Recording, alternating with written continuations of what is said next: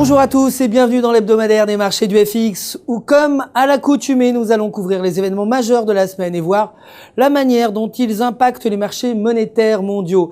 Le dollar américain a connu sa plus forte augmentation depuis septembre par rapport à l'euro alors que les investisseurs cherchaient un refuge après une croissance de l'emploi aux États-Unis inférieure aux chiffres prévus.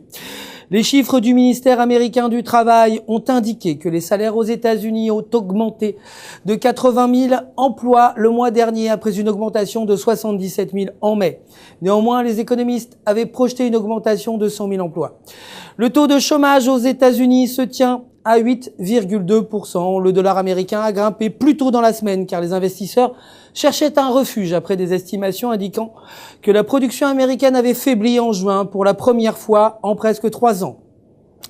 L'indice ISM a baissé à 49,7 par rapport à son cours de 53,5 en mai. L'indice a atteint son niveau le plus bas depuis juillet 2009. La Banque centrale européenne a prévenu que l'économie européenne présente toujours des risques et que la baisse des taux d'intérêt à des niveaux records pourrait bien ne pas être suffisante pour arrêter la crise de la dette dans la zone euro. Il y a aussi des spéculations de plus en plus importantes que la Réserve fédérale puisse prendre plus d'initiatives pour booster la croissance, incluant un troisième tour d'achat de titres de créances pour des raisons d'assouplissement quantitatif. La Banque centrale américaine commencera un meeting de 2 jours sur sa politique le 31 juillet. L'euro s'est changé dernièrement à 1,2284 par rapport au dollar américain avec une baisse de 0,85%. Le dollar canadien s'est affaibli par rapport au dollar américain après moins d'embauches de travailleurs américains que prévu en juin, indiquant un manque de progrès vers la réduction du chômage aux États-Unis, le partenaire commercial le plus important du Canada. Le dollar canadien s'est changé dernièrement à 1,0192, ce qui représente une augmentation de 0,51%.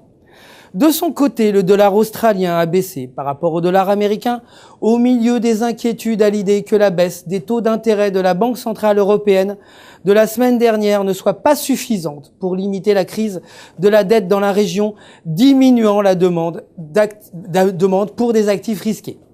Le dollar australien s'est changé dernièrement à 1,0210 avec une baisse de 0,74%. Le pétrole brut, pour sa part, a baissé après le rapport sur l'embauche aux États-Unis et l'idée d'un ralentissement économique pourrait réduire la demande de pétrole brut. Le directeur général du Fonds monétaire international, Christine Lagarde, a affirmé que le FMI réduira ses estimations concernant la croissance mondiale cette année. Le pétrole brut s'est changé dernièrement à 84,45 $ le baril avec une baisse de 3,18%. Le prix de l'or a baissé la semaine dernière car un retour vers le dollar américain diminue l'intérêt porté à l'or, un investissement alternatif. L'or s'est changé dernièrement à 1583,14 $ l'once avec une baisse de 1,32%.